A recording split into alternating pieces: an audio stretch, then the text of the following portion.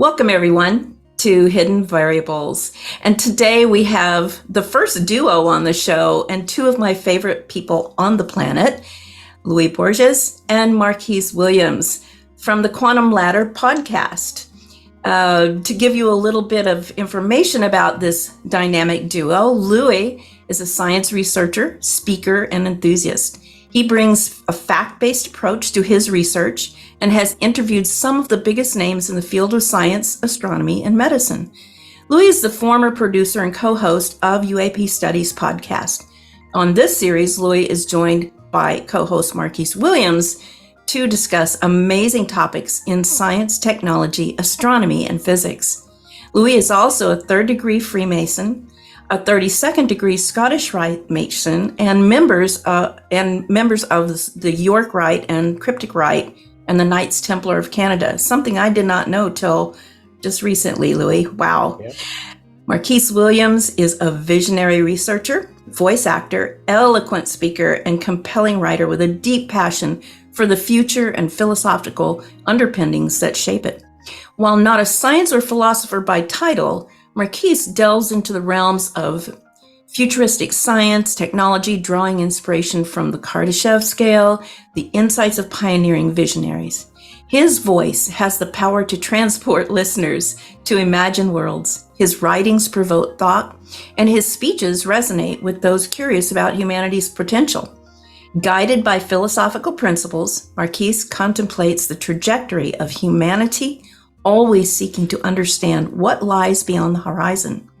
Join him on a journey to explore the possibilities of tomorrow, both through research and the art of storytelling. Everyone, please welcome Marquise Williams and Louis Borges, my two guests today on Hidden Variables. Welcome, guys. Thanks for having us, Debs. It's always a pleasure to... I'm used to interviewing you and asking all the questions. This is it's a light duty day. I love it. It's pretty freaky for me, but I love role reversal. Back in the clinical days, that was kind of one of the great things to do with people in therapy. So it's fun, and I love shaking things up. So thanks guys for being my guinea pigs in this little experiment.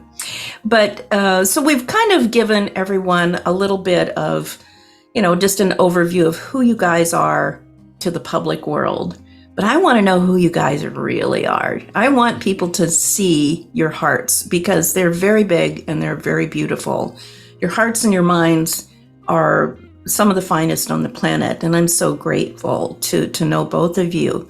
So, and really you guys can just burst in at any time. I know you're very good at, the tete-a-tete and taking turns and everything. But really, I'm just going to pose the first question to both of you. What was there a pivotal moment in your life that caused you to get to where you are here today, being the person you are here today and having the interest in what you have? Take it away.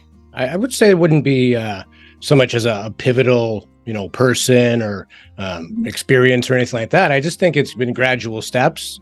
Even in my early 20s, I wanted to get into meditation and try to understand spirituality. I was raised in a Christian household. I went to Catholic school my whole life, but I always had sort of more of a philosophy belief rather than this is to the word exactly how it happened. I mean, I don't believe the world is only 10,000 years old and things like that. Yeah. I looked at it as more of these are stories written in a time where people were illiterate and couldn't read or write. So how do you make moral truths to people? You put it in a story, you make a narrative. Right. So whether the stories are real or not is, in my opinion, irregardless, right? It's just what is it trying to impose or impart? What is the meaning? What is the message? So trying to, blend that with the world we see around us with good and bad. And is it really good and bad? Is it just my perception of things? I wanted to get to be sort of like the Zen Buddha master where, if I get cut off in traffic, the natural reaction is, whoa, that guy almost cut me off. What an idiot. But, that's a weakness on my part, I always believe, because I shouldn't allow something like that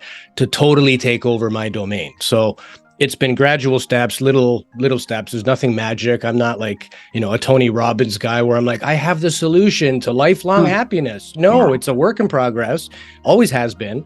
But every time I meet new people, inspirational people, just like yourself, I take something out of that. I look at the world a little different afterwards, and my initial interest in podcasting were sort of in the paranormal and UAP.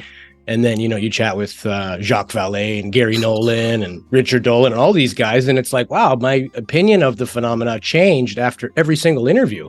Yeah. And by the end of it, I was still no further to the truth or closer than I was when I started. Right. So, nothing, I wouldn't say anything, record breaking happened in my life, but it's just comes from a desire to want to be better every day. How do I want people to treat me? That's basically the premise of Christian upbringing, right? Just be good to people. If you want someone to help you out, then be willing to do that first. I think a lot of people we're in a reactive state. It's always like, well, what has that guy ever done for me? Well, what have you ever done for them? Maybe the mafia has it right. They do you a favor and then they own you forever, right? But maybe that's kind of how to get people to like you, is help them out. Part of Freemasonry is sort of the philosophy of the measure of a person is how they treat somebody who could do absolutely no good for them. So how do you treat those with less than you? Do you look down at them? Do you spite them? Or do you give them respect of being a human being and try to help them out? Even though you'll never get it back.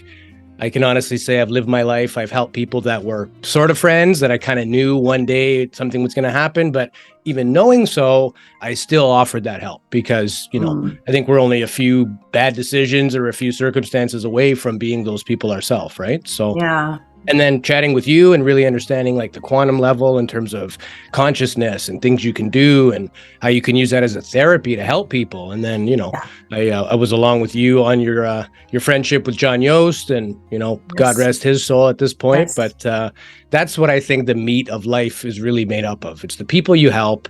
It's the, the efforts you put in. Nobody's going to remember how many days you worked when you're dead but they're going to remember the things you did for people, all those little, independent relationships that are one of a kind.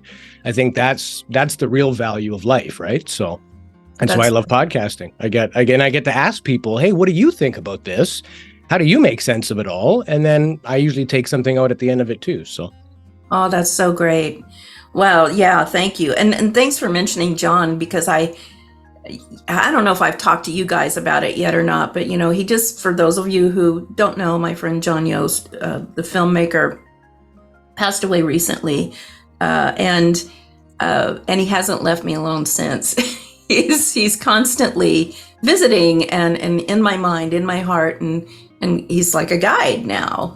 He's still my best buddy, but he's like a guide, and so when I was, getting ready for this show over the last couple weeks, and then finally read your backgrounds, a big finger came in and started pointing at all the Mason stuff. He's like,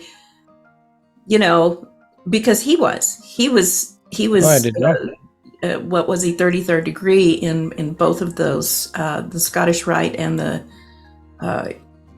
York ritual. I can't remember, but I remember seeing it on his wall the first time I went in his office. I'm like, why haven't you ever said anything about that? It's like, because it doesn't matter. Yeah. It's just who I am. You don't talk about that. You do it. You don't talk about it. That's right. And there's a lot of bad stuff on the internet. You Google it. We're Illuminati, Satan worshipers, all the rest, right? Now, I'm not saying those factions don't exist, that there aren't evil and cults that have adopted ritual that many other rituals have. But I mean, there are some cults that do things like some churches do, but with a totally different intent, right? So ritual is one thing, practice is another. Absolutely. Personal practice. And so he was just beaming. He's like, that's my buddy. He understands. He gets it way more than most people. And I was just like, that's very cool. Very cool. So I had to bring that up. Plus, we'll circle back around to the Knights Templar later on. I really want to talk about that. But thank you for that commentary. That's really good. I love it. And so now, Marquise, I want to find out about you, buddy. How did you get to where you are? Well, I'll simplify it. Well, first of all, me and Louis disagree on one thing. I don't think the mafia was right.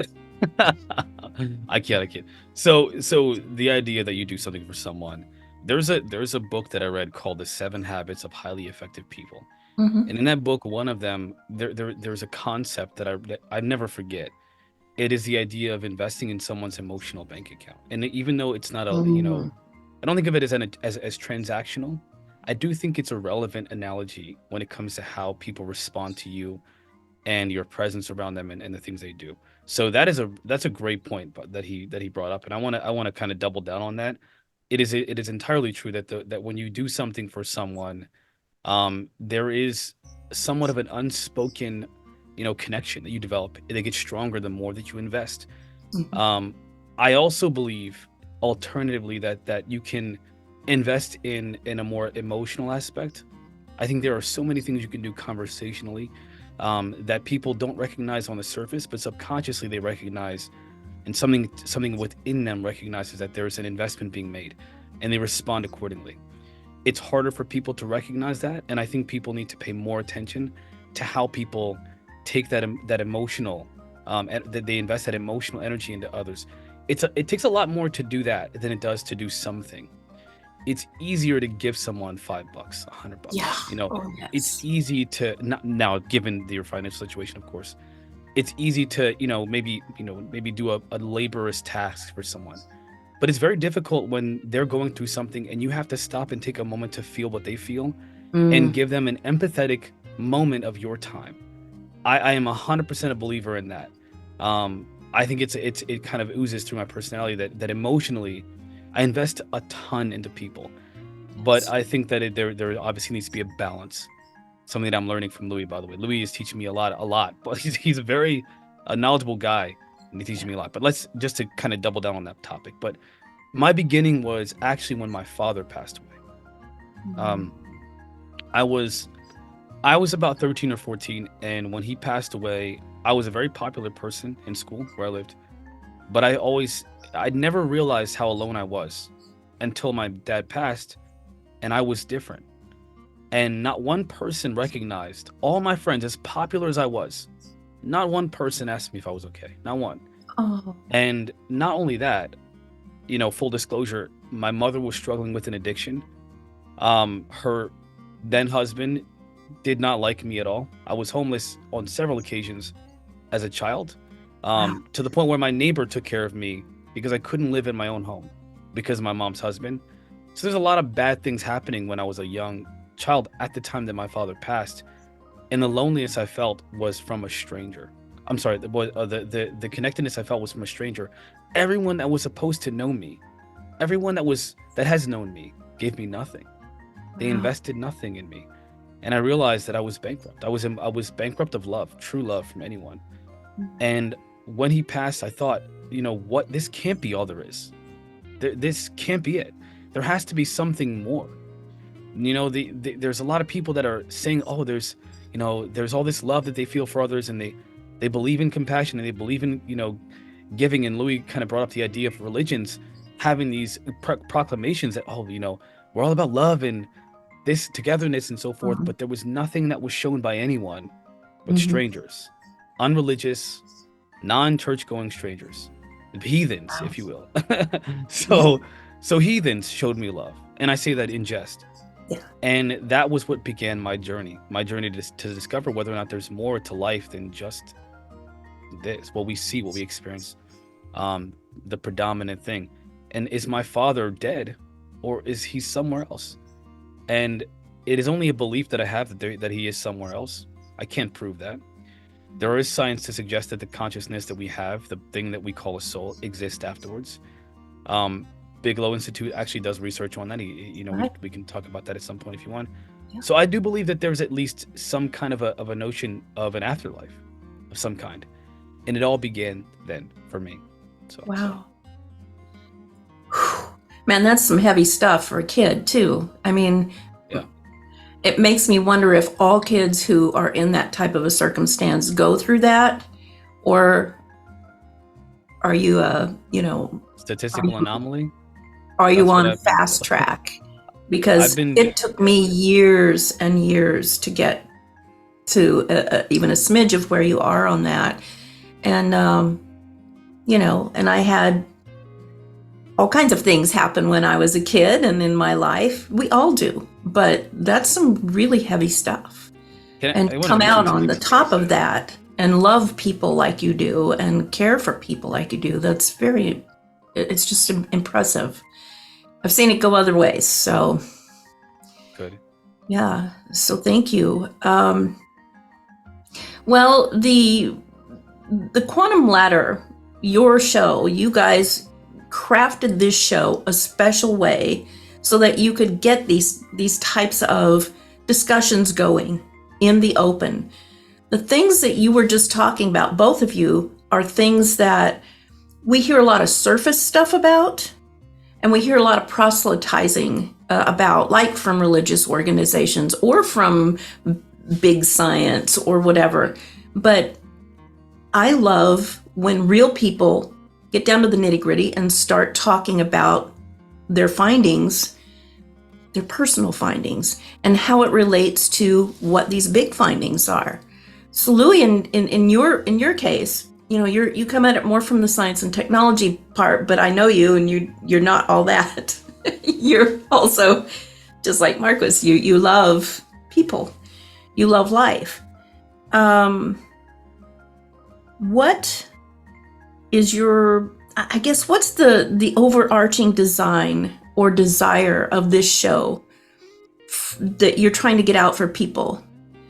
This is funny because we're a show within a show today. That's right. Yeah. I really want, I'm pretty sure almost everyone watching my show has already watched your show, but if there are any who haven't, I want them to understand what this is about, because it was a big jump for you to go from just the UAP studies to something like this. This is a much grander thing. Yeah.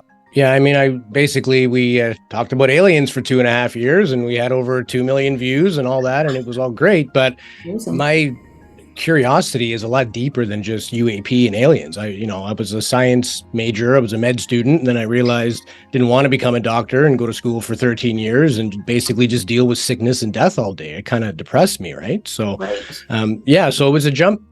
More because I wanted to just be able to talk about random stuff. It didn't always have to be the phenomenon. There's only so many reputable people in the UFO world. And when you do it for several years, I mean, credit to Jimmy Church, he's been going forever. I know. But he's also interviewed the same people 35 times because there's only so many good people in the field. And I felt like it would be interesting to discuss our curiosity, science, technology, things that Marquise and I were already chatting about off camera. We became friends as a byproduct of that original show. And I encouraged him to take his voice acting and become a podcaster as well. And then it sort of came full circle. So I believe everything was meant to be. Yeah. But, when we initially started this show, it was with the same intent as the previous one. Let's get a lot of views. Let's, interview the biggest name people we can. Now, at least I speak on my own, belief on things. I don't care about the views. I don't care how many people watch it. I don't care if it skyrockets or not, but I feel good about what we're putting out there. We're discussing things that help people in their personal lives, even like what's in our food, what's in our water, things that we kind of all know a little bit, but we don't know the extent of a lot of these things. And nobody's going to do 2 weeks worth of research like we do on each topic. Mm-hmm. So, I mean, we're not PhD scientists, but we can break something down to make it digestible for the average person. So even if they know about that, they're probably going to learn something because we go fairly deep, but we use a lot of images and videos to help break that down. Mm-hmm. So if we're talking about neuroscience, we'll have like Andrew Huberman explaining it because he's a neuroscientist, right? So we don't need to be. Yeah, we just need to bring it to the plate and say, hey, spend an hour and a half with us. You're going to know a lot more about this at the end. Mm-hmm. So I think it's even morphed since we started this from just a show that we wanted to almost run like a business. And now neither one of us care. Like if we get 5,000 views or 500,000 views, it makes no difference to us, right? We're doing this because the feedback we get now is a lot more genuine. Before, in the UFO world, it's like, they're not UAP, they're UFOs, right? People fight over trivial stuff. There's a lot of slander. There's a lot of garbage on, Twitter or now X. A lot of stone throwing. It didn't seem for a body of people that want to believe that we're all one and we're all connected, even connected to aliens. How do we treat our fellow man and people with the same curiosities as us? Like it really started to become a bummer. And I didn't want to consume that content anymore. I didn't want to read arguments between people of who's smarter and who knows more. Like, neither one of you know what the hell you're talking about, you know? So now the science world is also like that. And you have scientists fighting scientists, and not every scientist used the scientific method. They, let a lot of bias and opinion get into that as well, especially when you bring up things like spirituality. I'm sure we've lost a lot of viewers that are straight science-minded people. As soon as you talk about the creator or God, it's like, no, I'm out. And maybe that says something about them and their upbringing, or their lack of full understanding, or even the desire to fully understand, right? Mm-hmm. If you've convinced yourself that there is no creator, then what's prompting you to want to change that? Unless you have a near-death experience or something, really important in your life, a time where you call out for help and then you get it. The people that have had those experiences wind up being more on the spiritual end, right? So we still have the dichotomy of believers and non-believers, so to speak, just with different topics. But it makes us feel good to do these shows, right? And the comments we get are people sharing their own experiences. Like, we did one on food, and people were saying that they used to eat certain things and they were developing allergies, and they'd kind of gone through this on their own, and the doctors didn't know much. Nobody could really help. And they had to do their own self-study to figure out the things that we are now presenting, right? So that feels good. I think our next episode is the magic of sleep. A lot of people suffer from sleep. Even if you're a pretty good sleeper, there's times where you haven't been, right? So things like that, things that are interesting, things that you don't want to dwell on forever. Like, you don't want to do a 9-part series on it, but an hour and a half, you can come out further ahead. It's fun. We joke around, we interact with our chat room. And so we love doing it. We try to get a polished look to the show, professional intros and orchestral music and all that. So it's been a lot of fun. Beautifully crafted. I mean, I was showing my husband David a part of one of your shows a few weeks ago, and he's like, "These people deserve to be on Gaia TV." He suddenly discovered Gaia TV, after all these years, and he's like, "They're professional enough to be on Gaia. Why aren't they on Gaia?" I'm like, because they want to have more liberation to be able to say what they want to say. That's right. But I love the comment that you made about I have had the same experience in the UFO, UAP, the ET contact encounter thing. Everybody seems to think I'm the UFO girl or the ET girl, and it's just this much of my life. It's a huge piece, but it's still just a speck, because like you guys, I believe it's all consciousness. It's all consciousness, and we can't, the more we label things, the more divisiveness is created, and that is I can never say it, is the antithesis of really what I have received anyway from ET, interdimensional, all these different types of messages from different types of consciousness. The message is always the same: oneness, and we're another you. And so when you start arguing about these little nitpicky things or even giant things, we just stop in our tracks and we don't get anywhere. So I love what you were saying about that. And I love that you guys are really striving to broaden the horizon of awareness in your viewers' minds. It's very important, and it's groundbreaking, and I love it. Okay. So having said that, Marquise, what are your thoughts? Well, I'm not exactly sure what the question, because we were talking about a lot of things. It's okay. So what was roll with whatever you want to say, my friend. So it was the crafting of the show. Yeah, how we made the show. Yeah. So Louis said something that he said a lot of things that that were really important and of note. The first thing is, and I think if you didn't catch that, Louis is actually the reason why I'm on camera right now. I did catch it. So if it wasn't for Louis, I'd be behind a microphone doing probably scripted content, just on a podcast. I would not be doing YouTube. I would have never put my face on camera. I took his advice. I just I failed my way through all of this to this point. And with his support and honestly guidance the entire way through, from the very beginning of my days doing this, the very first week or two, I think it was maybe a week or two, he is the one who literally built me to this point. So yes, I'm me. I've always been me. I've had my thoughts, but I wouldn't be here. I'd be in a completely different situation. if it wasn't for him. So just if you didn't catch that, that's our beginning. That's a real beginning of our friendship and our, our relationship here professionally. So, and I have to agree with you guys on my frustration with the whole UFO field. It was terrible. I will never go back to that again. Listen, I know people really liked, a lot of people really were affected by me leaving that topic. A lot of people still reach out to me and they're like, hey, you want to talk about this? And I'm like, you know what? I'm sorry. I'm not interested anymore. And it's unfortunate because a lot of people have left. I've watched several creators leave many different platforms because of the vitriol, the aggressive, the rejection of different ideas and thoughts. And it's ironic because, as you have said, and I'm going to echo this in a different way, people that claim, oh, I believe in being open-minded, sometimes are the most closed-minded cult-like figures that are out there. And it is scary. It's scary. It's not even like, That personal cognitive dissonance of their own, it's overcompensation even, for some. I remember one time when I was a fairly young yogi.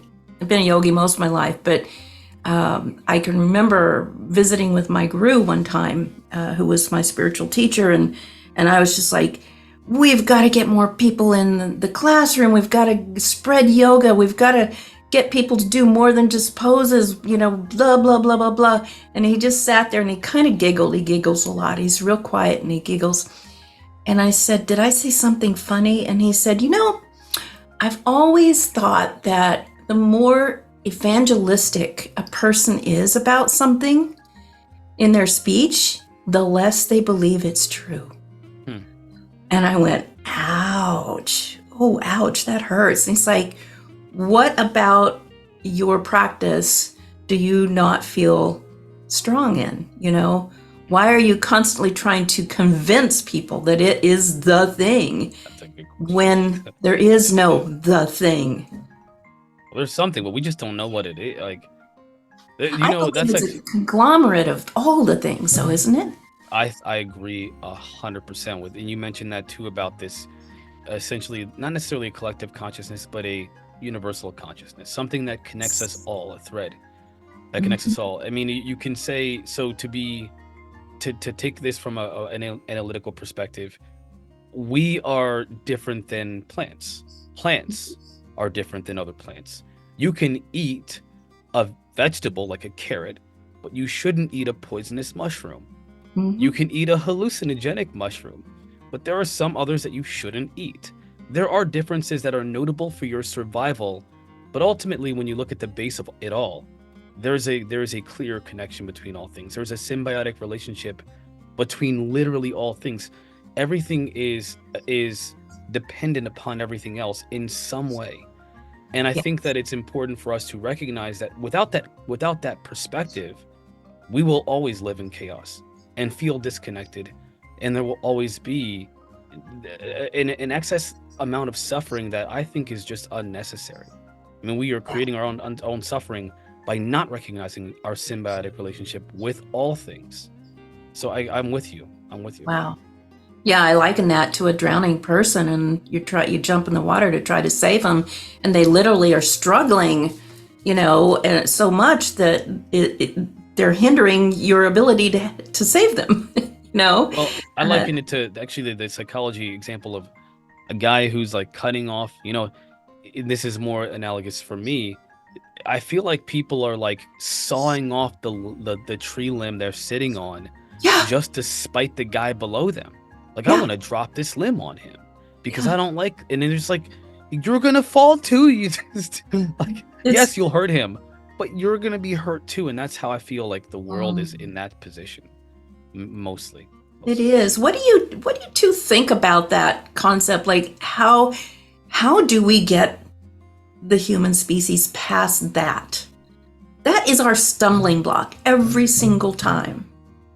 I think it'll come out of suffering when you hit rock bottom with things. Even people that were never spiritual, they find themselves incarcerated or on the brink of death, or their child is, really sick. they always will turn to something, like it's very rare, a true atheist, you know what I mean? So I think from the suffering will come the want to no longer have that suffering. We are a little bit cloaked right now in terms of what we see, what we think is real. And even quantum physics will explain that. Like, what you see is not actually what's going on. There's a lot more happening. This is just how your brain makes sense of it. Whether you want to call it a matrix, a simulation, whatever, this is the holographic universe. We are seeing the light component of reality, but it doesn't mean that that's all that's there. Yeah. So I think as people get more and more fed up of what's not working, that, and it's already happening. I mean, these type of podcasts there weren't as an abundant amount 10 years ago as there are now. So people are waking up, they are talking. It's, they're finding safe places to have these discussions. We're not tinfoil hat wearing lunatics. Some of us are science majors, doctors, world-renowned scientists. But even in that field, it's curious to see those that had a change and those that don't. Like, we interview Avi Loeb, he's like spiritual guy, aliens are real. Then we interview Lawrence Krauss, an equally brilliant physicist, and he's like, yeah, there's no such thing. There's no God, there's no aliens. It's just what we hope is true. So wishful thinking. Yeah, maybe. Yeah. Wishful thinking, and I'm just like, wow, I admire you, but I don't agree with you, but I still love you. And I still want to interact with you. And that's the key, I think. I think that's the missing key, the missing piece of that puzzle is that, hey, guys, it's okay for us to not agree on everything. It's the way we dovetail all of our different variables to make a whole picture, just like puzzles in puzzle pieces. That's why I named my show The Hidden Variables. It is because those little... It's a quantum physics term, but it's about the things you don't even maybe know exist that are holding everything together. You just haven't discovered them yet, or they're just starting to eke out in different expressions and you haven't made the connection yet, but they're there. They're always there. But it pains me because whether you guys or the listeners believe this or not, I have a lot of interplay with a lot of different beings, a lot of different forms of consciousness. And they all say the human race does achieve this. We do achieve this kind of quantum leap, if you will, over the doorstep between this dualistic kind of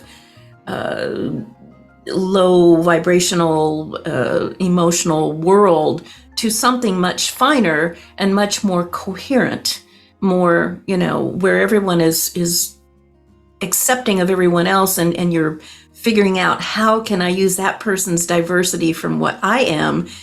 How can we make that work and help the world for the greater good? But they all, to an entity, to a person, say, more than likely it won't happen until we come to the brink of self-annihilation, which breaks my heart, but we've seen it over and over again. I see it in my own life. How much change do you actually make, lasting change, until you're faced with some really terrible consequence? Yeah. Right? Sad, but true. I guess that's just part of human nature as we are now. But I don't believe we're going to be that way forever.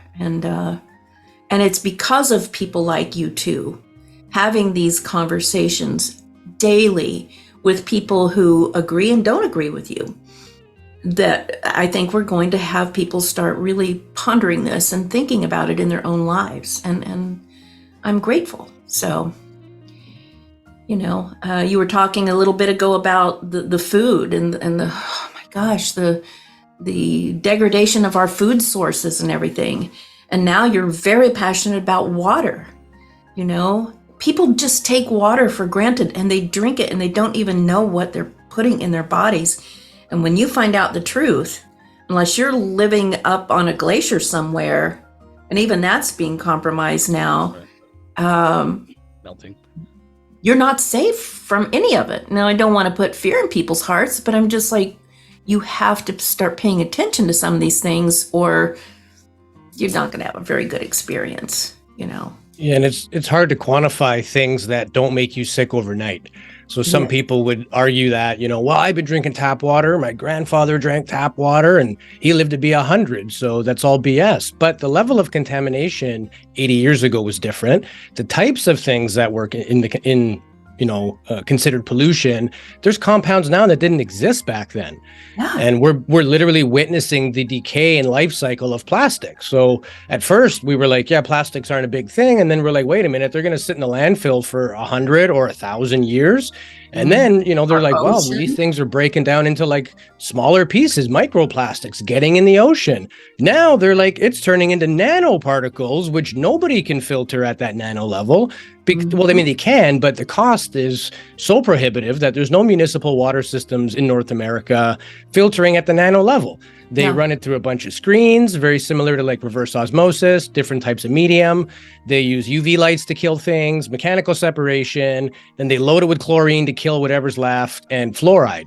But you're not filtering out pesticides. There's birth control in the water. Drugs. And drugs. All that stuff never gets taken out, right? And a lot of people say, well, so what? Now I got to go buy like a $2,500 water machine just to be healthy? That's the unfortunate reality. Yeah. And you can thank the people that put that stuff in there as the result of that. Same goes for air. Like there is very little of this planet that is still raw and untampered with. I know. And you do have to filter your air and filter your water and watch what's in the box. There's kids running around with hyperactivity. It's just from a lot of them, it's the food coloring and the stuff they're eating. And then we take them to Big Pharma and they say, yeah, your kid's screwed up. We got to medicate him. He's going to be on this for life. And then all the subsequent after effects, because no medicine is without side effects, right? Right. So, if you just drink clean, healing water, and, hydrogen therapy is something that's been around in Japan for like 30 or 40 years. Right. Initially, they were studying like alkaline water sources like Lourdes, France, and places where people were reporting they were being cured and like, diseases were leaving. And so the initial thought was that it was the alkalinity of the water that healed people. So like 15 years ago, all these companies start making alkaline water machines, and some of them were what they call multi-level marketing, where it's kind of like that pyramid thing. Like you can't buy one unless you become a distributor and get people on board, and they charge $8,000 because everybody's got to get paid. And all those machines were designed to make alkaline water. And then about 10 years ago, the Japanese scientists are like, no, it's actually got nothing to do with alkalinity. It's the hydrogen. You can drink alkaline water all day long. It does nothing. Your pH isn't going to change. Yeah, pH is just potential hydrogen. That's what it stands for. It doesn't mean that you're actually drinking. You could drink acidic water with hydrogen in it, and it would be health benefiting. But if you drink alkaline water, that's all the bottles that you get at the store. They're basically just using baking soda or like mineral magnesium to accomplish that. But it doesn't mean there's any actual healing benefits. And the plastic's leaching into the water that it's in. Yeah. And a lot of these water ionizers don't even filter the water. So, and then you have these sales reps that really believe in it. Some of them have seen health benefits themselves, but a lot of them have taken liberties. And if you listen to some people, they're like, yeah, this will regrow a limb and cure cancer overnight and all this stuff. That's simply not true. And so because they're trying to sell a $7,000 machine, they're trying to pull every possible benefit that would justify the price. It's not just the water. You can make acidic or alkaline waters for cleaning and things like that. All that is great. But if you're not filtering the water and you're not producing hydrogen, you're not getting the actual benefits of that. So it's not even hydrating you well. That's right. Yeah. The hydrogen makes it more bioavailable. It's not getting into the cells. Yeah. Right? Yeah. As an athlete, I have learned this a long time ago. If you can't get the water into the cells, then it's not going to help. Your cells have a fatty layer, a lipid-based layer. Water and oil, water and fat don't mix. So the typical water, bonded, H2O, is a bigger molecule. It only goes in certain parts of the cell. But hydrogen is the tiniest molecule in the universe, and it literally penetrates everything. So it doesn't have to knock on the door. It just goes through the wall. I mean, you can soak your feet in it and it would absorb through your skin. There's shower attachments. You can drink it. You can inhale it. As long as you're getting, and everyone says, well, there's hydrogen already in water. Yes, but we're talking about molecular hydrogen dissolved in that water. So now hydrogen is very reactive. It's always trying to bond with something. So when you drink hydrogen-rich water or inhale it, it now selectively targets free radicals in your body. These are sort of the broken off pieces of molecules from the process of breathing oxygen, burning calories.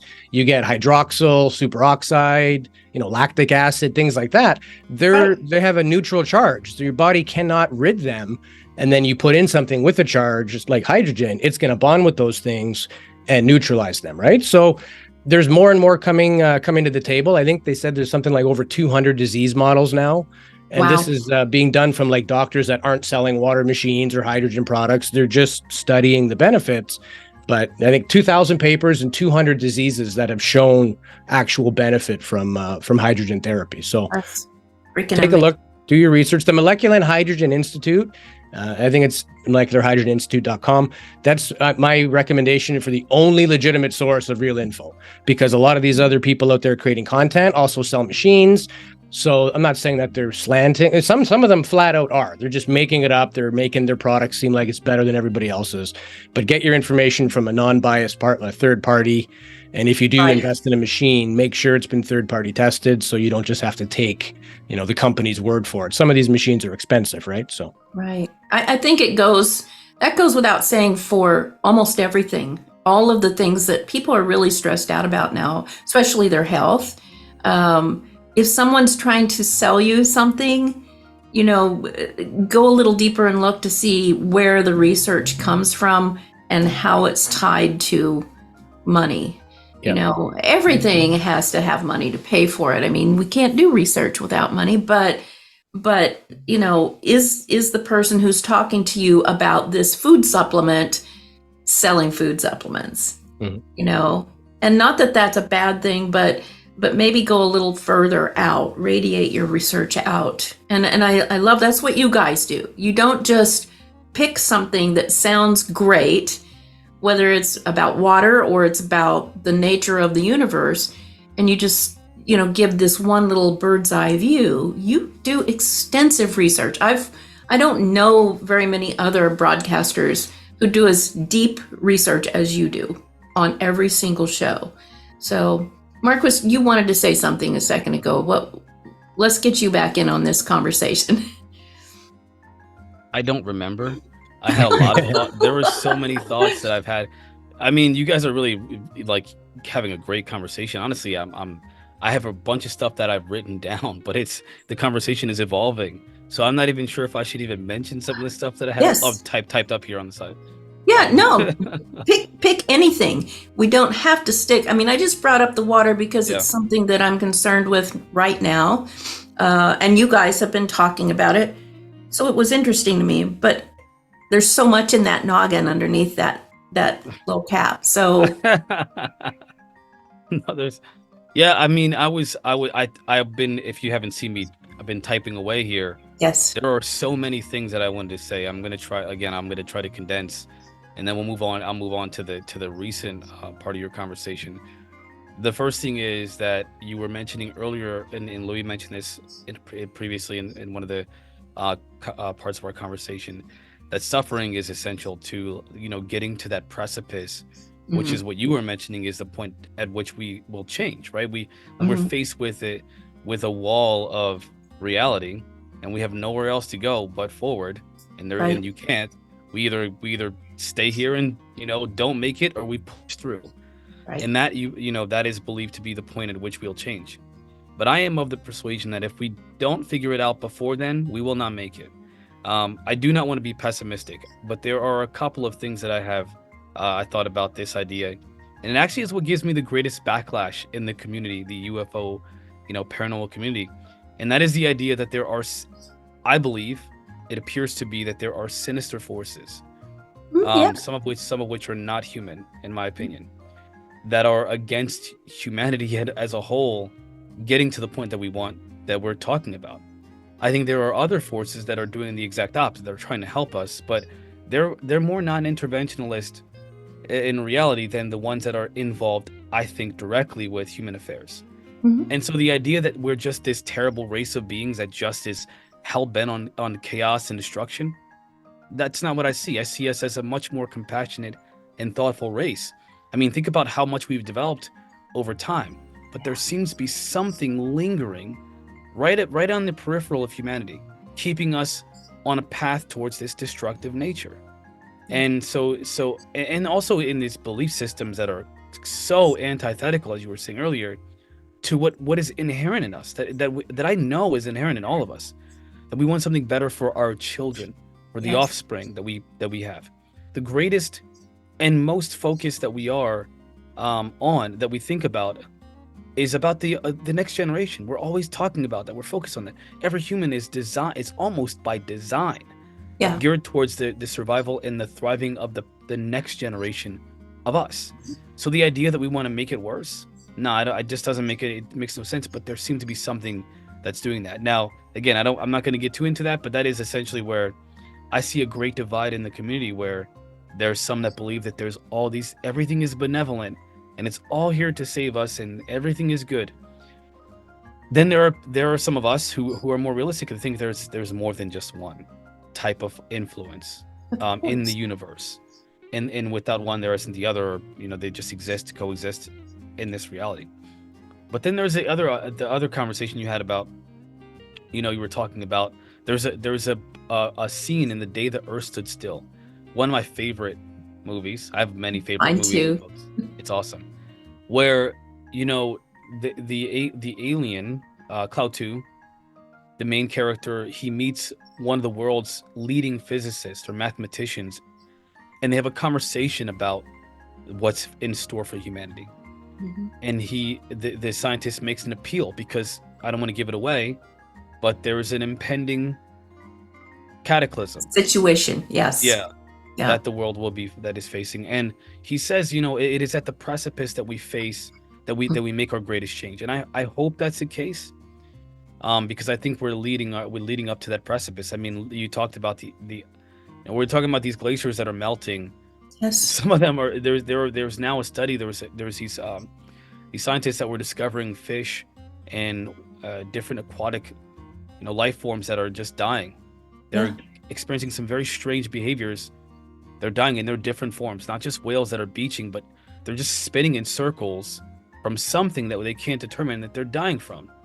And it's increasing over the last couple of years. And we hear things from people who claim to know about some situations in our oceans, which, by the way, has the greatest. Recently, you have the Admiral talking about how there is a great presence of non-human intelligence in our oceans that is not so pleasant. Yeah. So something is happening to the world at mass in ways that we can't see, as Louis said, in an immediate way. And we're faced with like the food and the air quality and the water quality and the psychological and social the psychological and social onslaught from every angle that seems to be geared towards keeping humanity from ever even recognizing that there is a better way. Right. We can't even see it at whole. And so my opinion is that unless we expose those forces, which I think I'm not so optimistic to say, hey, listen, we are better than this. We are not the garbage that people say we are. Yes, there may be a benevolence out there, but that benevolence is trying to show us the greatness within us. We have to be the benevolence. We have to be. Yes. I think, thank you for bringing this up, because it's something that, again, comes to me, in meditation or whatever, or direct conversation over and over again. And it is that everything in creation is actually neutral. It's neutral until there is an observer. And when the observer makes that observation, they always label it by virtue of their past experiences. And so that's what causes the separation. That's what causes the divisiveness. Humans have to label things. And so, you can say something to a person. I was speaking to somebody about, someone who had a reptilian encounter the other day, and they're like, oh my God, so horrible. Like, no, it doesn't have to be. The universe is merely just life expressing itself along an infinite loop of expression from one end of the spectrum to the other, but it's looped upon each other like an Ouroboros, like the snake eating its tail. And And as you get to that point where that intersection is, you have to recognize you're the snake. To be clear, though, if a snake were to bite you, you wouldn't. And this is an interesting topic that you brought up just now, the neutrality of reality of all things, right? Or the observer is what kind of puts that label on it, which makes it one thing or the other. However, there is a reality that we have to be aware of. This is what makes it so difficult to see what you're talking about. It makes it very difficult. If I were in a lion's den, that neutrality is not visibly, evident that there's a neutrality, because those lions are going to eat me. Yeah. Until you get eaten and you're out of this body, which means you're out of the third dimensional aspect observation. And then you can see there may be a purpose or whatever. Exactly. And that they're not evil. The lions are not evil for eating. No. That is the nature. That's the circle. Lions are going to lion. Right. Exactly. Yeah. So I don't like the idea of I've kind of weaned, and this is actually an evolution that I've had of thought, good or bad, right? The benevolence or malevolence. Personally, I believe there is a benevolence, but that also means there is a malevolence. Mm-hmm. However, in conjunction with that thought, things like lions and snakes and poisonous, plants, they're not evil. No, they are not evil, and we have to be able to draw the distinction between what you're referring to, seeing a reptilian, who, by the way, I've heard stories of reptilians that are very pleasant. They're not negative. Yeah. You can't label all reptilians as negative. You have to take them case by case, of course.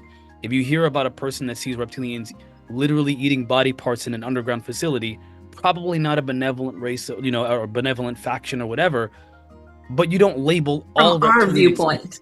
From our view, again, just like a lion eating humans, maybe there's reptilians that eat humans. You just don't want to hang out with those ones, right? You want to avoid that. You want to avoid that. And we have to be able to balance it all and see it from the right perspective, instead of trying to overarching label it all as one thing. Yeah. So I appreciate what you said. I really appreciate that. Well, I appreciate what you just said too. It's really, for me, it is the human condition expressed right there. We get so attached to being right about how we've labeled it, right? But we have labeled it from our past experiences or our indoctrinations or our belief systems. Lions are going to lion. Snakes are going to snake. Atoms are going to atom. And so, it's okay to be discerning and to make great guesses, perhaps, or assumptions about something if it's proven to do something over and over again. That's part of the scientific method. But the scientific method as we know it, and you guys both have talked about this before, it only works well for this dimensional construct right here. What is it? There's known, there's unknown, there's unknown. Yeah. The things that you don't know. Yes. And the things that you know are the smallest of that picture, Exactly. So how can we say we really know? We can't. Yeah. I think humility is one of the greatest concepts that we could embrace at this point, and it's one of the toughest, because this human spacesuit comes with an onboard, operating system that is propelled with the fuel of the ego. It's a survival resource, but it also can go on the fritz and propel you into all kinds of things. So I applaud the ability to discuss things that are uncomfortable and perhaps go completely fly in the face of what I believe. Because as I get older, and I'm getting really old these days, and I can tell you I've changed a lot. What I believed yesterday is no longer a part of who I am. It's constantly exploding in my face. And what I am coming to find is that I know nothing and I am everything. I don't know what to do with it, but maybe you guys can help us figure it out. I don't know. I think it's important to identify with sort of your animalistic side and with your spiritual side. I mean, you don't see elephants sitting there meditating. Doesn't mean they're not sentient or don't have Right. thoughts, but when we have sort of the fear, the anxiety, that fight or flight response, that could even be as a result of our diets and lifestyle and everything else, we need to understand that that's normal. That's part of our sort of evolution, just as an animal. We have these things that are built into us that kept us safe 200,000 years ago, but now we need to sort of like balance that out with our conscious mind. You know, is this my animal brain talking or is this my spiritual brain talking? And it's okay not to know, because like you said, there are unknown unknowns, and the things that are known represent the smallest piece of that pie. Like look at the ocean. We know almost nothing about it. So to say there's nothing in the ocean, well, how do we know, right? So, but Well, nobody yeah, really most- uses that in their day-to-day life. We don't catch some people do. I mean, you're very open-minded and sentient, and you could probably snap out of a bad mood easier than others. You just say, I don't want to feel this way. Why am I feeling this way? You're not scared to do the work, and you're comfortable enough with the answer that you get. But a lot of people, I think, just aren't asking the question. We're in this 7-second attention span mode of, scrolling, and we don't, I mean, even the length of video content in the last 10 years has come way down. If you have a 5-minute video on one of these platforms, it's not going to get any views. not gonna If you get got a shown. 30-second video, that's what people are looking for. So I think a lot of people don't want to do the work. They don't want to think about confusing things or sort of ponder things that they're not going to get an answer to, because they don't feel like they're ever going to get the answer to it. But rather, we should be looking at it like, if I don't, try or take steps, I won't ever get any closer either. So it may not be for you to know, but you can understand yourself more. And just, I mean, we got one run on this planet as far as we know. Even if there is reincarnation and things like that, it won't be this body, this family, this child, these parents. So make the most of what you can. You're only going to do this once, right? Don't just ruminate and sit there and just watch the news every day and do the same thing over and over. Like, go outside your comfort zone a little bit. I told that to Marquise. I thought he would be brilliant at a time where he didn't think he would. He's like, no way I'm doing that, man. I'm a voice actor. I'm not going on camera.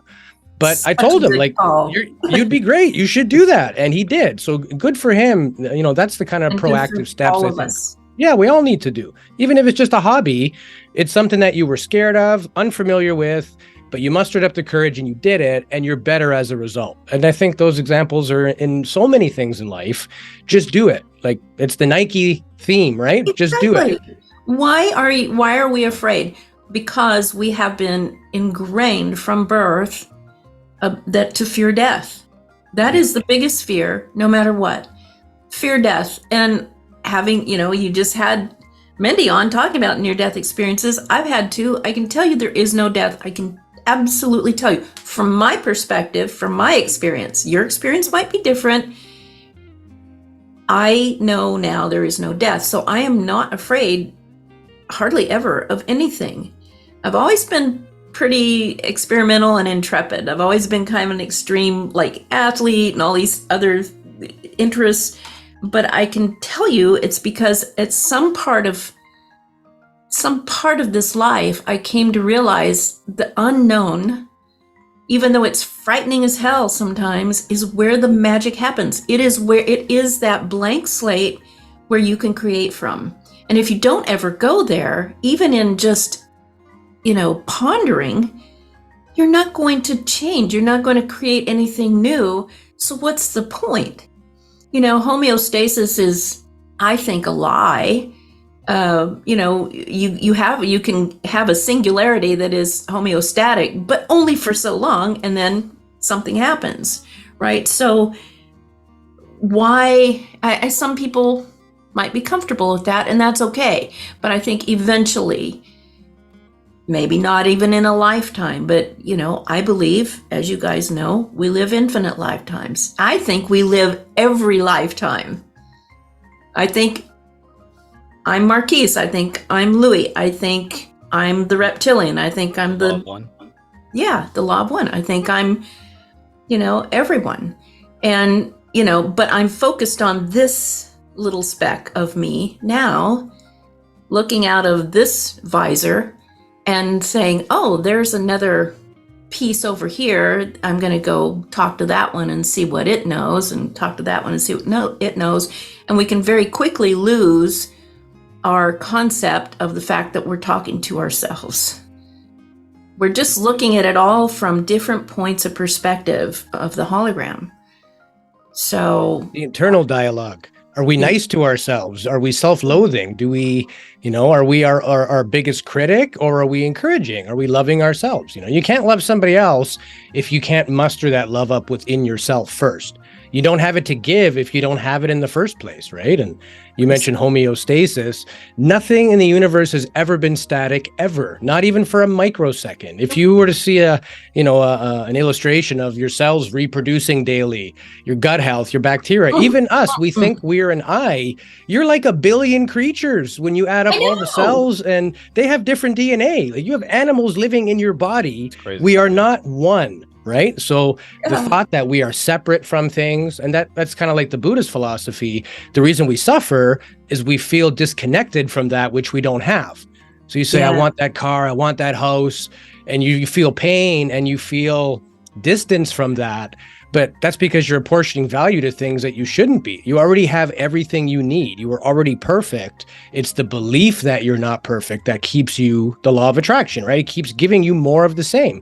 If you think the planet is a hostile place, don't be surprised if you see hostility everywhere, because that's the belief you're assigning probability to, right? That's your focal point. Yeah, exactly. I want to share something. I want to actually challenge. I want to challenge both of you. Oh, I love when he does because this. I do. Like when we argue about free will. We're gonna do a debate about that one day.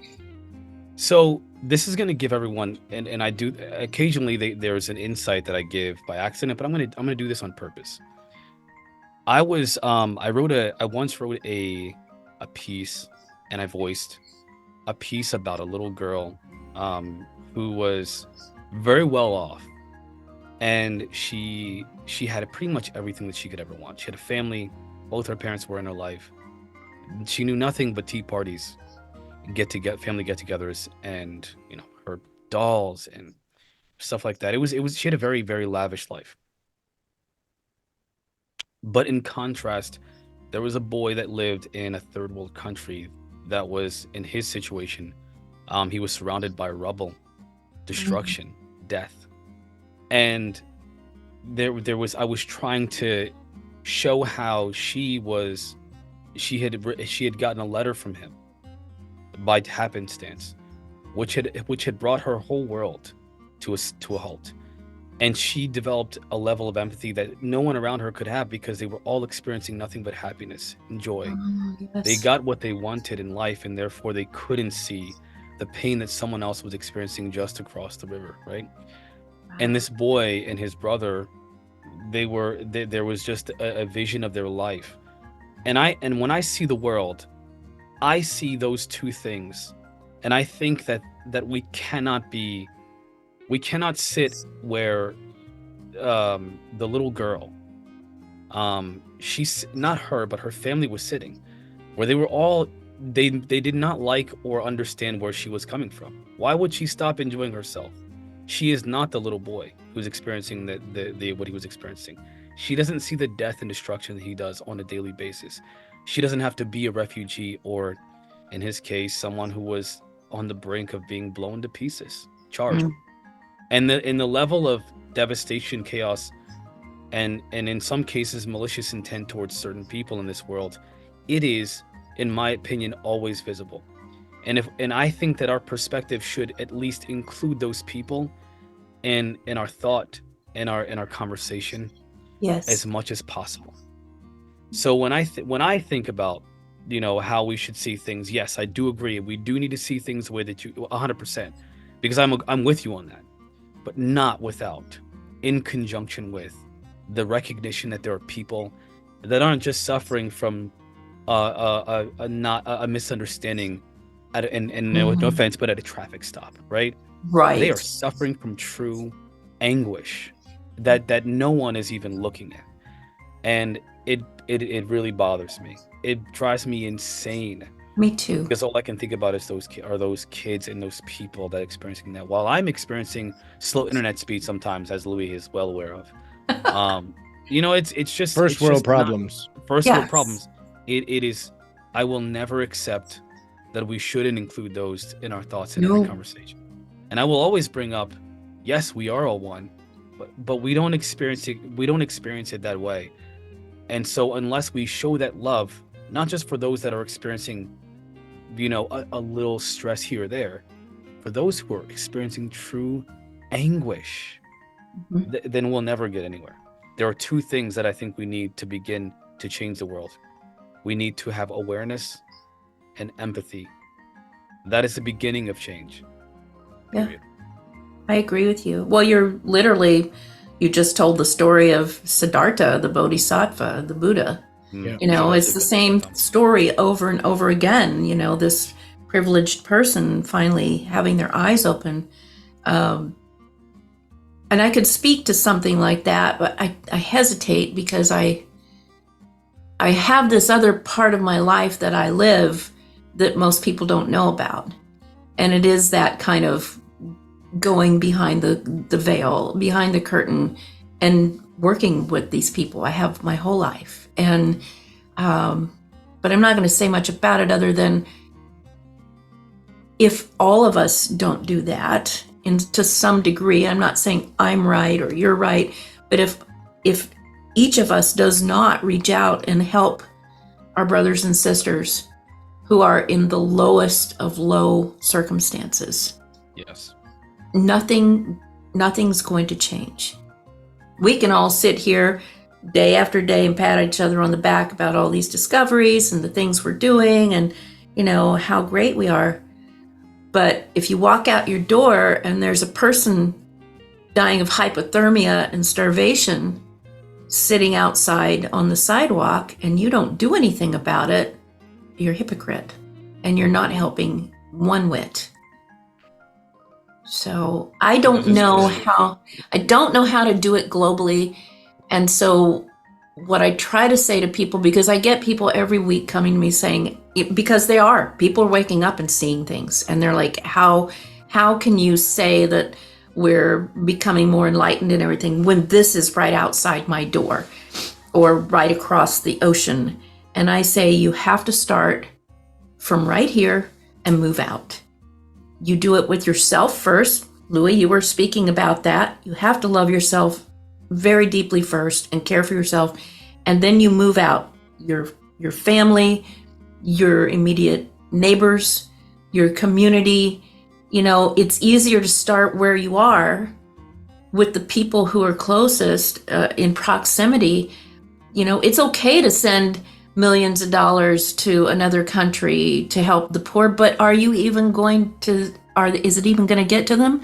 We've seen that go bad time after time. Look at Live Aid. You're both probably too young to remember the first big globally broadcasted concert to help the poor.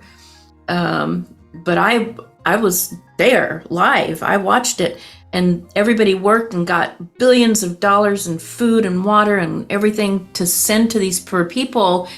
And it got blocked at the docks. It never got to the people.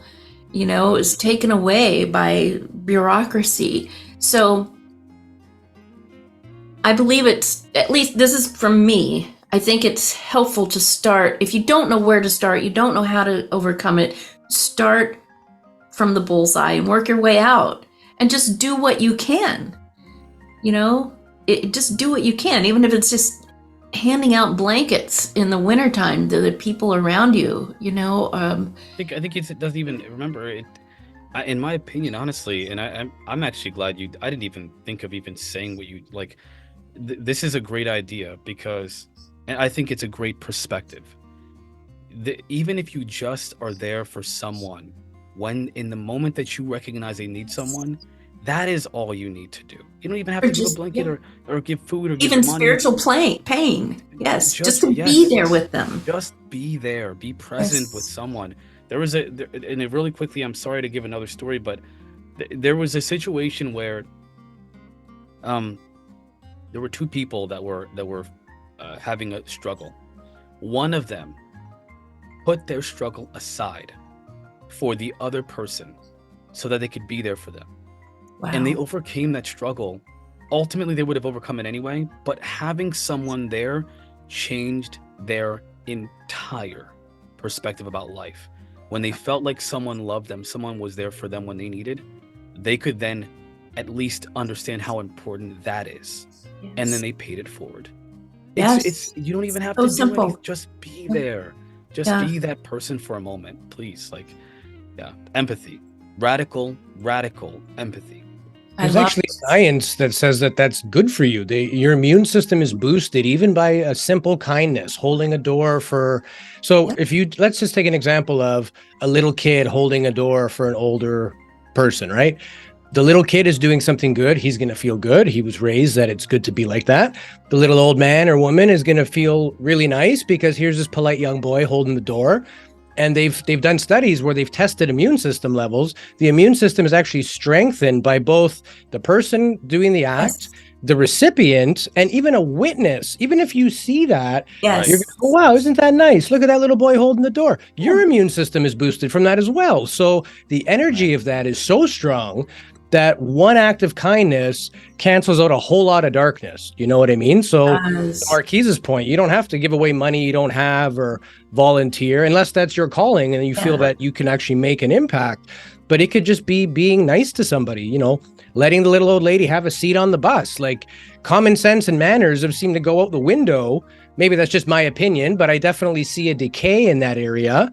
And, you know, I'm sure the older generation always thinks the younger generation is, you know, they're not doing it right. Their music sucks and they don't have any more care or manners. But, you know, we all are guilty of this at some point in our lives, and just do a little bit more. Just say hi to somebody, help somebody out. Somebody drop something, help them pick it up. Don't just walk by, right?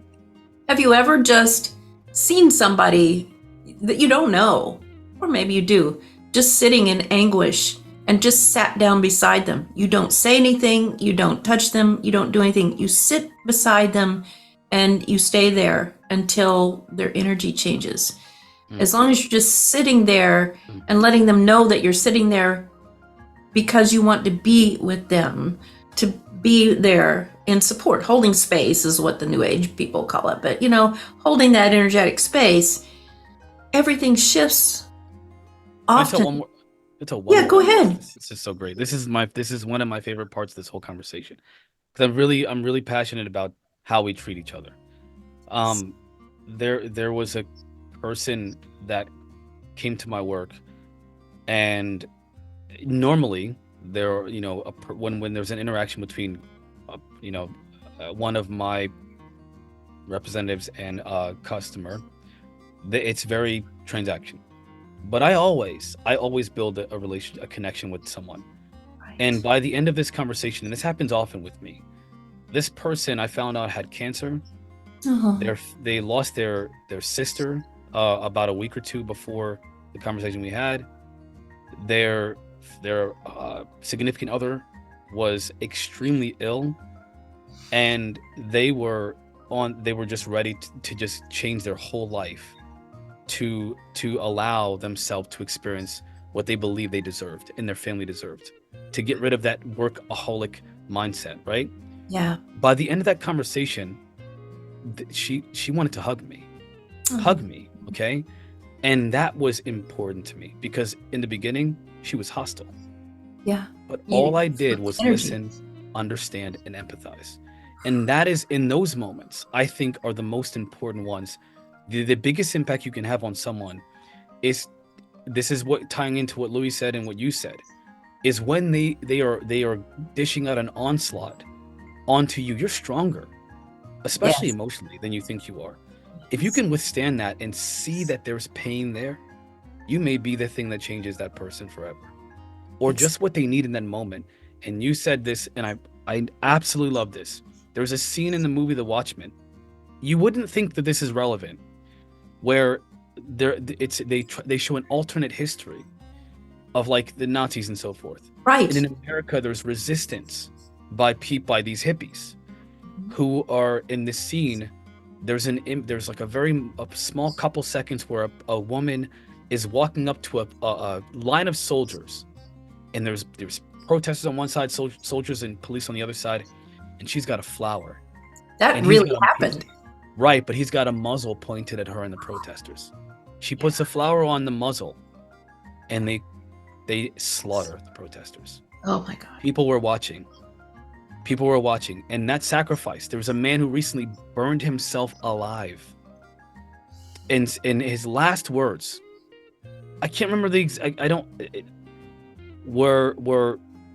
want to get political. His last words were for what he believed were a people that were suffering in anguish. His last words, just to bring attention to it. Right. Okay? That, I would never suggest that, first of all. I wish he didn't do that. Yeah. But it's the idea that people are watching. Watch, there's something wrong here, and we need to pay attention to that. It doesn't have to be that. It could just be you listening to someone who's upset and being there in that moment when they need you to. People don't attack you unless they are in a state of anguish or fear. And anguish it's always fear at the bottom of everything, isn't it? Yeah. I'm afraid my husband's going to die from this cancer, or I'm afraid I'm going to lose my house if you don't help me,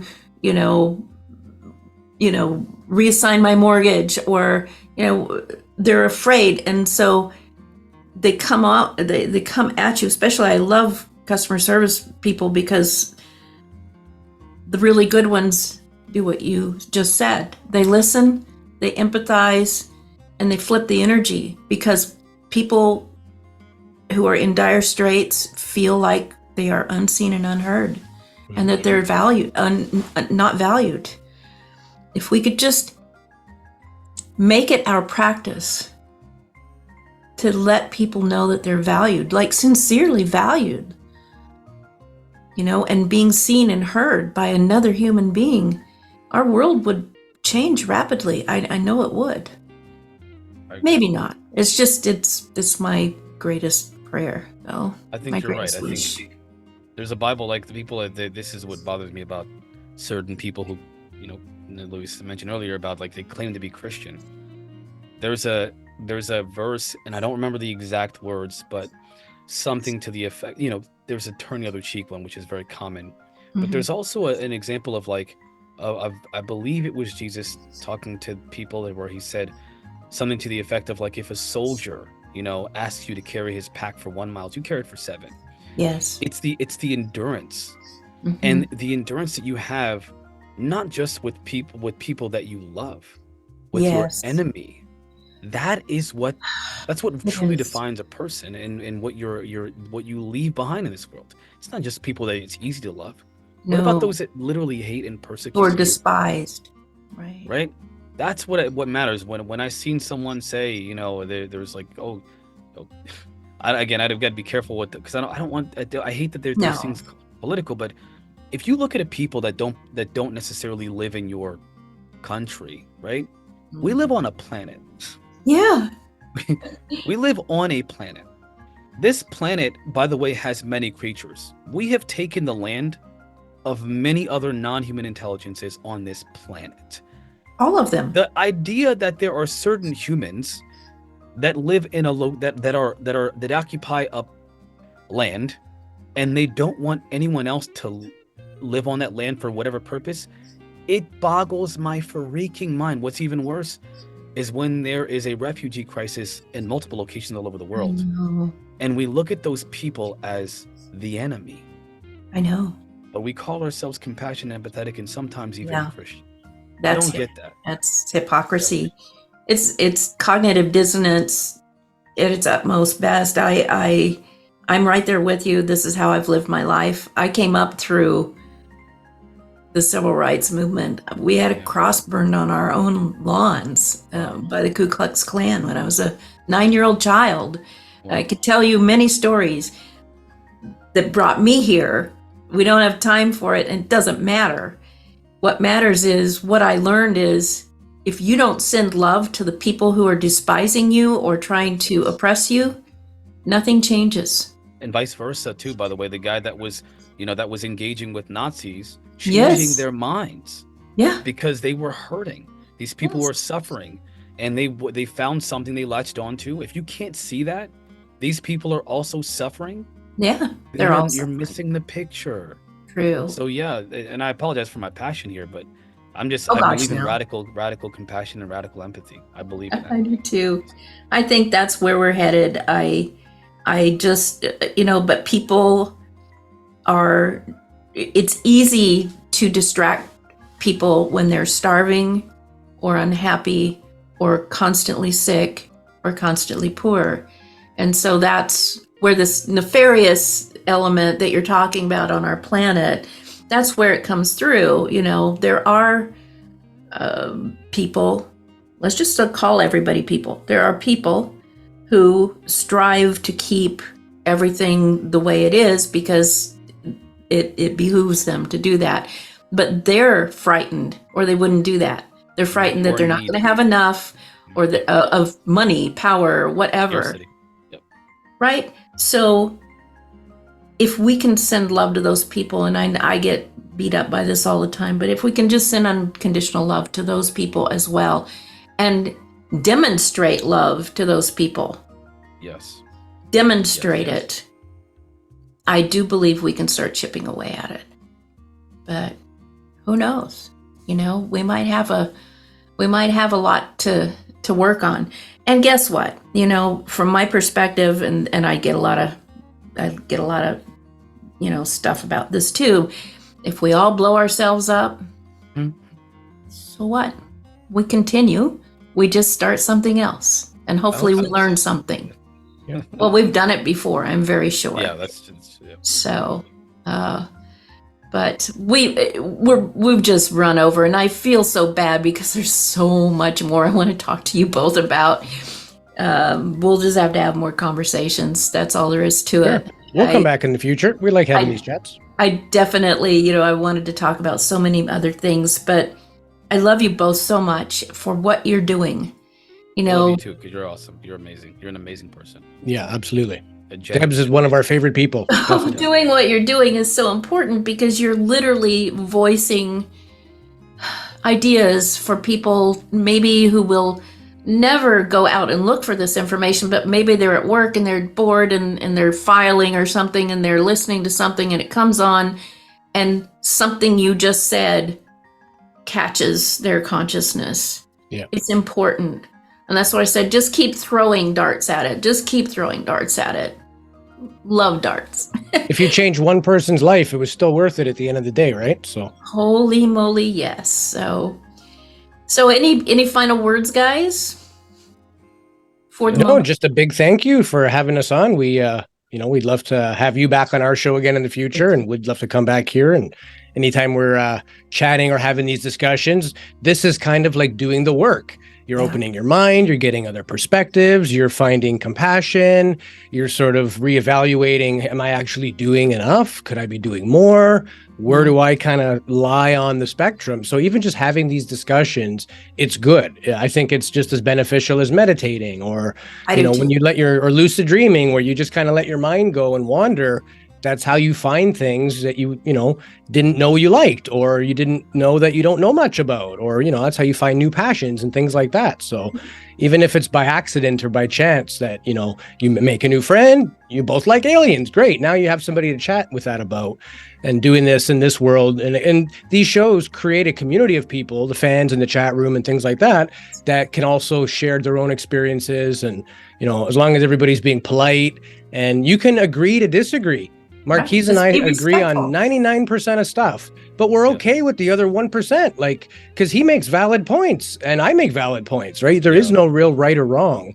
It could be one, the other, or both, but you have to be aware of that. We need to bring back healthy debating, polite debate, not just, when communication breaks down and you start name calling, nobody's getting anywhere, right? We've gone back to caveman era. Yeah. We're supposed to be these sentient creatures. Well, we sure don't fight like intelligent people sometimes, right? So have a bit of class about it, and you'll get a lot more out of it.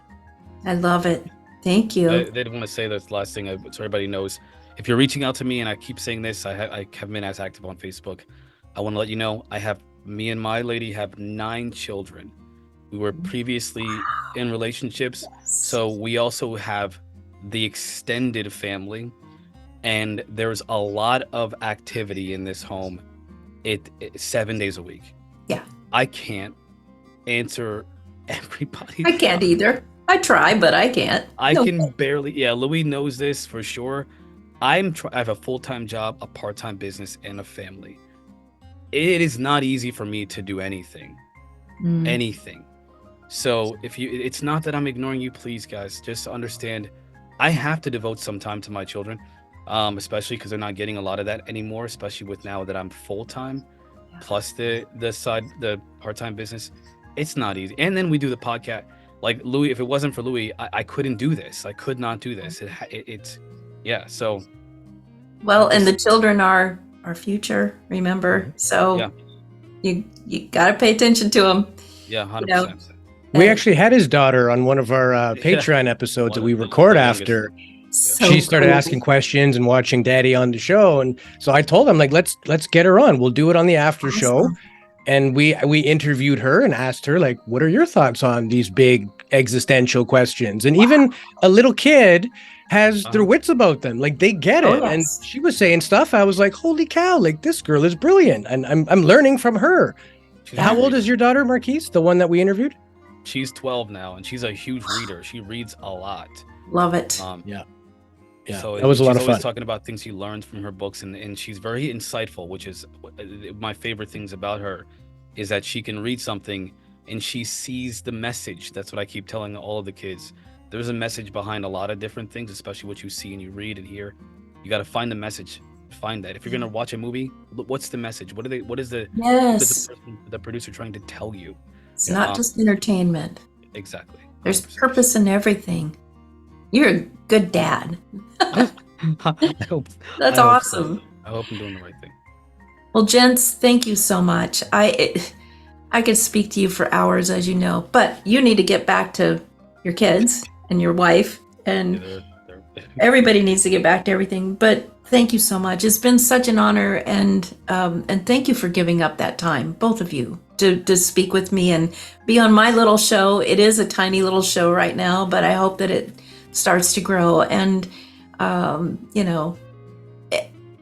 not from any ego thing. It's just that there are so many great people out there with wonderful, enlightening things to say. And that's why, you're my hidden variables. You're the people that are holding everything together. And I want people to know it's being held together. It really is. Yeah. There is a method to this madness, and we will get through it. But thank you so much. I love you both very much. And thanks for being on Hidden Variables. And we'll talk again very soon. And I'll just end by saying, in Lakesh, I'm another you. Thanks, guys. Thanks, Debs.